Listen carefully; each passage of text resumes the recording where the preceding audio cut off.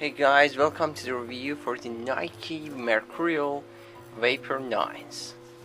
As you can see, this colorway is my favorite. Really brings out the best in these boots, and the upper material, as you can see, very soft. It molds your foot shape almost right away. If you have a wider fit,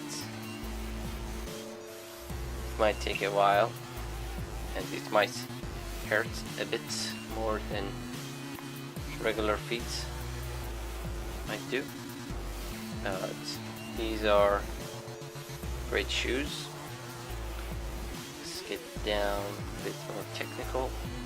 The Nike skin, the Tajin synthetic leather, very thin leather, synthetic leather of course here, and the moment you even touch these, let alone put these on, you understand that this is a great soft and lightweight material.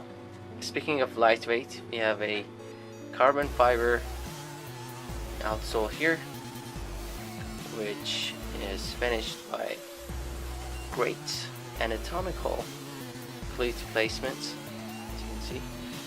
Although the cleats here are to blame for many of the complaints on this shoe, because for many people these get cracks and have to be replaced in half a season. So that's something to think about. Or maybe just a maybe, it's about the weight of the person wearing them, because I personally didn't get such a thing in my shoe yet. So that's that. The lining here on the heel is very good, no slipping at all. This material is both shiny, nice to touch, makes your foot stay in place. So if you want good control, you need a good upper, good outsole, and of course something to make your foot stay in place. And the insole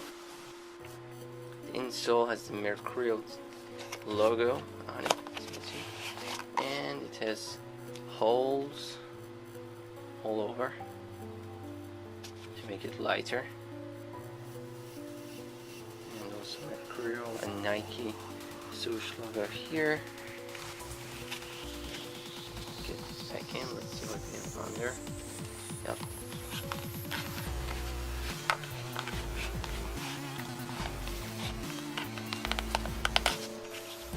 Okay, so the all conditions control technology, as you can see here, a bit too shiny maybe for this camera. Let's see here, see the ACC. Let's see you play on all conditions as well as normal ones, so there's no slipping or the ball doesn't run away too fast. The Nike logo here, which is a great addition. Other brands have perhaps copied this design later on. This is nice, this is great. The lacing, usual. Not much difference in the lacing, and the weight for this shoe is 181 grams. Not as light as the new F50s, but surely Nike is gonna come up with something better, as if there's anything to top this off. I think there's just a fine line between the abilities of the F50 Adizero and the Mercurial Vapor. They are both top shoes.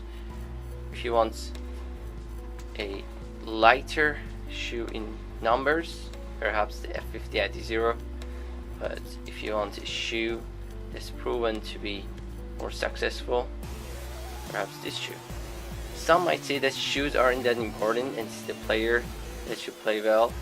but others might argue that the stats show that more players in Champions League wear this shoe than any other shoe, so the top competition in club football in the world, just Europe, proves that this shoe is good. This shoe is made well. So if you have any questions or comments, don't forget to put them in the comments for us and we'll check them out. Like and subscribe for more videos.